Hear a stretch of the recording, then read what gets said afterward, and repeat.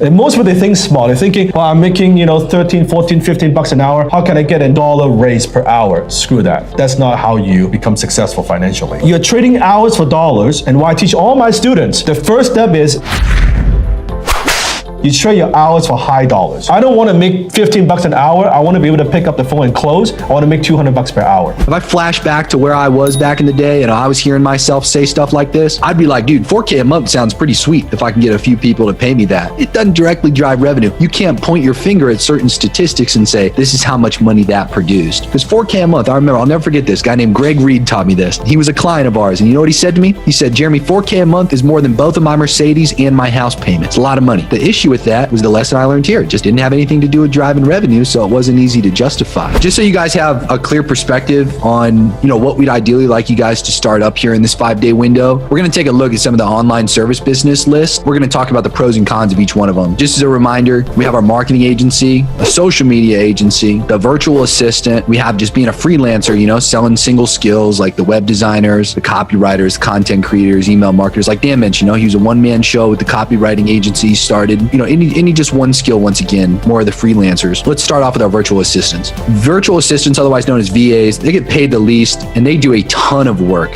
One guy that I hire consistently, his name's Jun, and I think he's over in India, if I'm not mistaken. And to be clear, I love Jun. I love his work. I love his work ethic. He calls me sir at the end of every single sentence that he ever sends me. I'll tell you what, man, I can have this guy do anything. It doesn't matter how long it takes. He'll get 2 laptops at once and he'll just sit there for 12 hours a day and just knock out tasks for like 50 bucks, for things that'll take him a week. It's crazy, like the amount of hours you could be paid anywhere from like literally $1, maybe $5 most an hour if you're in a virtual assistant role. And I know some that might brag and say they get paid like $10 to $20 an hour. Chump change in terms of an online service-based business, given that you're going to put an extreme amount of time and effort into it, which definitely is not my cup of tea. It's not the way I want to direct you. Look, if you want to be a virtual assistant, you might as well just hop off this broadcast because this is not what we're going to teach you. You're better off working a regular job than being a virtual assistant to, businesses that are online. So the moral of the story there is literally no money in being a VA and being a virtual assistant. Let's take a look at being a freelancer. Freelancers, remember, they sell specific digital skills. Okay, it could be copywriting, web design. You could be an SEO specialist. Maybe you're just an advertiser. Maybe you're doing video editing, or you're taking photos and editing, graphic design, even accounting. Technically a freelancing skill. I would even lump lawyers underneath this category because they're just selling a specific skill set to people online. And a lot of people start this way. It's good. It's a stepping stone, right? You have that skill set. It's great. Like you get started with that, right? And where if you hit the 6-figure income, and I hit that 6-figure income with my first high income skill, and that's wonderful. But if you want to go to that next level, then you need some more leverage. So write this down. It's about leveraging your skill to go to that next level. And it's not about doing something new, because a lot of time people, they develop certain skill sets, but then when they start a business, that business has nothing to do with the skill set they have developed. That's not being smart.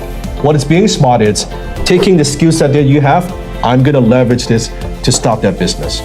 And you see why having the high income skills, not only when you're working with clients, you're developing your experience and gaining those business acumen, so that you're actually learning on basically your client's dime. Yep. You're learning on their dollars while you're perfecting and starting that business. It's a big difference. I started that way too. Just as Dan mentioned, he started as a copywriter. Technically, back in the day, one of my failed businesses was an SEO agency. So I just worked a job where I was the head of marketing for a guy who I sold a cell phone to, who then later hired me for that role. And I had to learn everything under the sun. One of the things I learned was SEO. So I remember I had one guy who's down in one of the Keys here in Florida.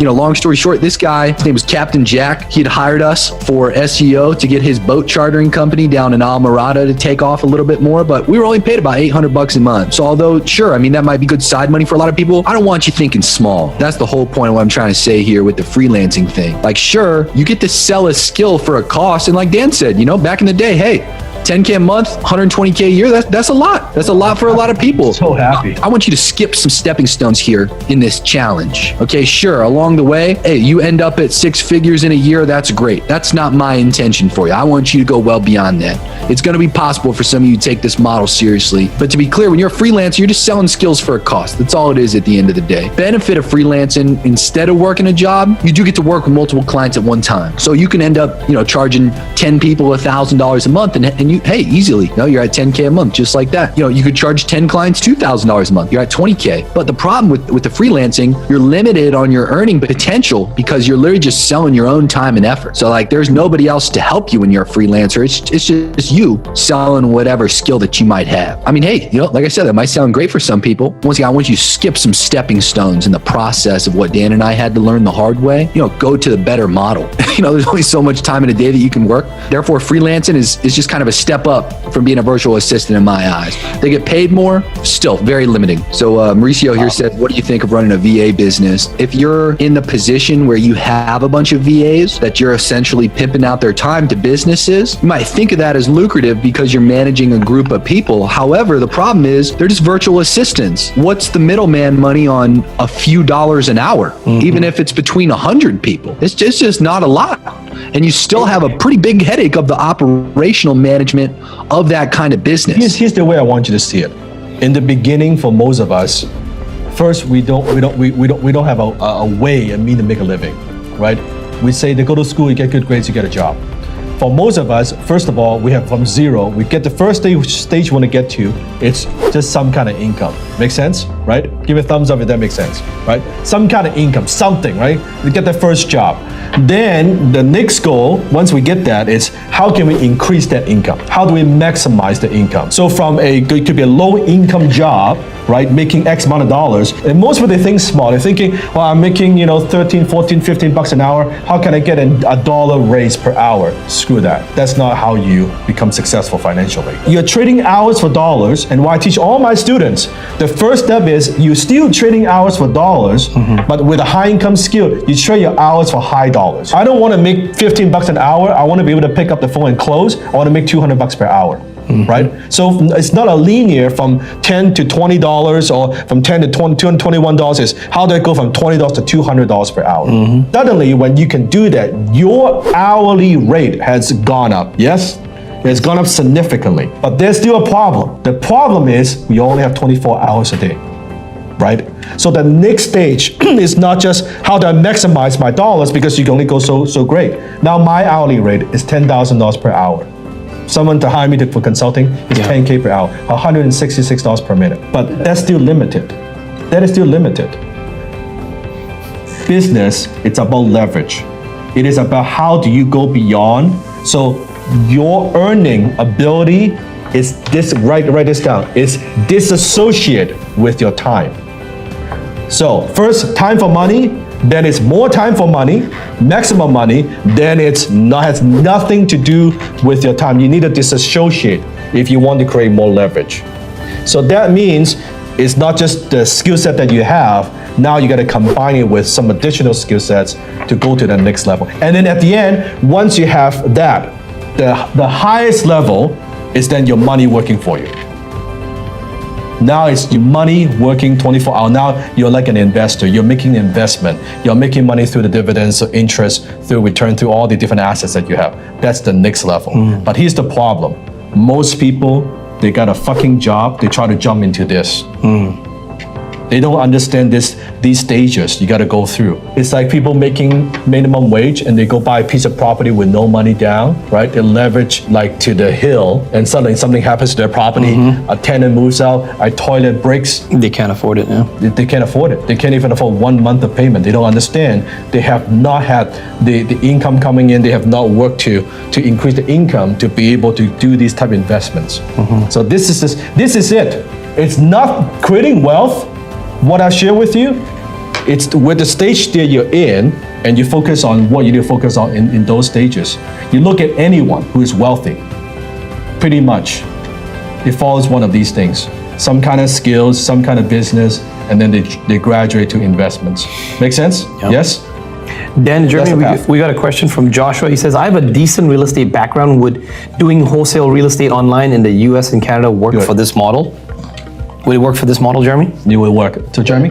Yeah, Joshua, I would love for you to watch this here. And at the end of the class, you come back in the VIP chat and you let me know what you think on that question. Yes. Oh, good. Yes. Love And then second question was, sorry, Jeremy, just one more other question I saw here was, I know bookkeeping. How can I maximize my income using an online service business? Yes. I think it's the same answer as well, right, Jeremy? Same answer. In this first training, to be clear, we're going to cover the model for you guys. I believe in the second or third class that you'll have a very clear answer to that question. And well, I'm always willing to circle back and answer it directly as well if you guys would like. Yes. So let's work our way through this so you guys can understand it. Yeah, so back to the point here, freelancing, just kind of a step up from being a virtual assistant, still very limiting. One of the other online service businesses that I mentioned is a social media agency. Now this became very popular, without a doubt. It is a very simple business model, and it is a form of being an agency. So businesses, so you guys understand it, businesses all over the world, they're currently paying social media agencies to create content, post that content, and then just like manage the business's social media account, managing comments, DMing people back and forth,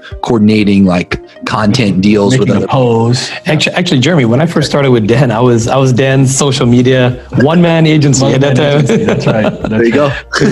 with 3 clients, and then Dan says, fire the other 2 clients. I want to be only client. That's right. Yeah, true. Yeah, there you go. Yeah, and to be clear, like you can do this by yourself. You can also have like a few staff members. I'll tell you one thing, when I first got started, this was one of the main services that I sold. We were charging people right out the gate $1,800 a month.